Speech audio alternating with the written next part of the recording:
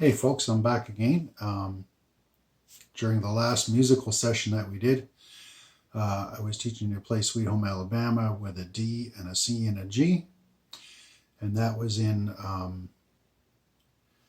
so that would have been in open chords. And I had shown you to make a D like that, and then a C like that, and then a G like that. And we're going to change this up a little bit. What I'm going to do is try to give you some, I call them cheaters, but really what we're doing is we're going to speed up the chord playing so that you're actually going to do your D here, and then your C moves up to here, and then your G moves up to here, and you just keep going up and down like that.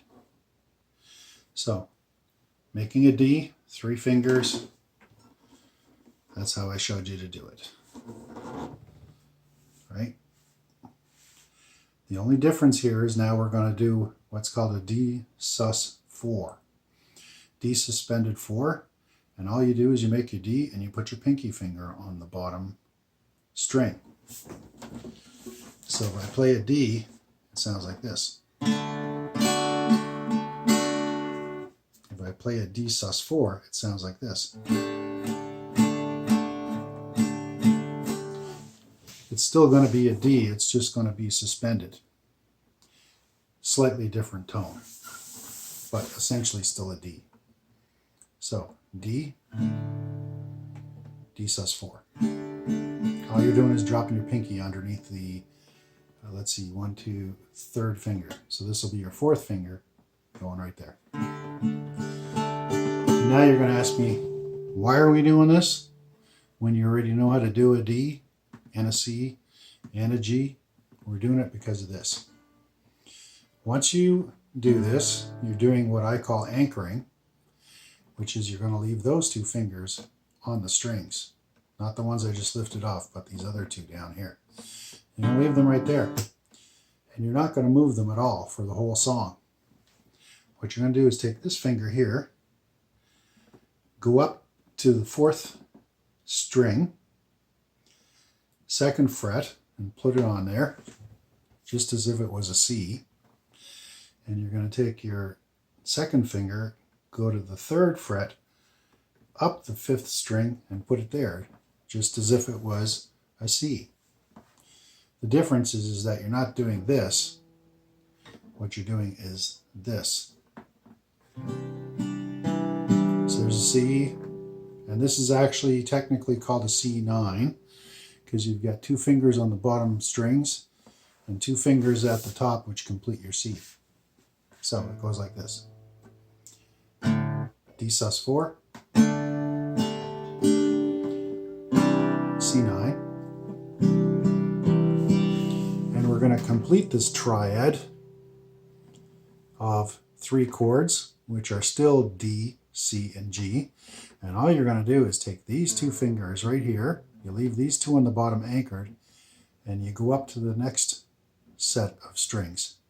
So now you've got your number 1 finger, 2nd fret, 5th string instead of 4th, and you've got your number 2 finger, sorry I don't mean to do that to you, but you're actually on the top string, which is the 6th, on the 3rd fret.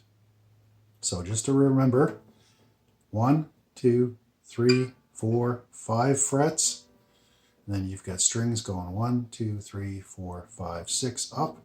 So we're going to anchor at the bottom with 3 and 4 fingers, and you're going to take finger number 1, 2nd fret, 4th from the top, or 4th from the bottom, finger number 2, 3rd fret, and 5th from the bottom, and you're doing this. So there's your D sus, C, and just like I said, now you're going to go up to G.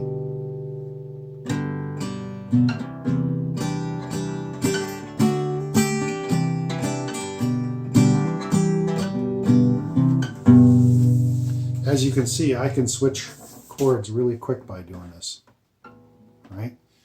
And essentially what we're doing is, instead of making a D and a C and a G, this.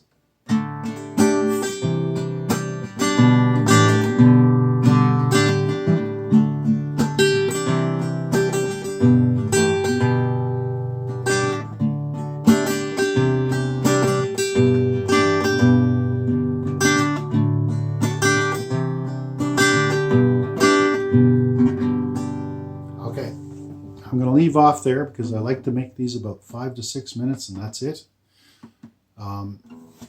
I'll show you the chart, but I'll bring it back up again. That's your D sus4. That's what that looks like. Hopefully that turns the right direction when I turn off the camera. And there is your C9, the way it should look. And the same thing, hopefully it turns in the right direction when I turn off the camera. Anchor fingers 3 and 4 on the bottom and put 1 and 2 up near the top. And everything happens on the 2nd and 3rd frets. Talk to you later.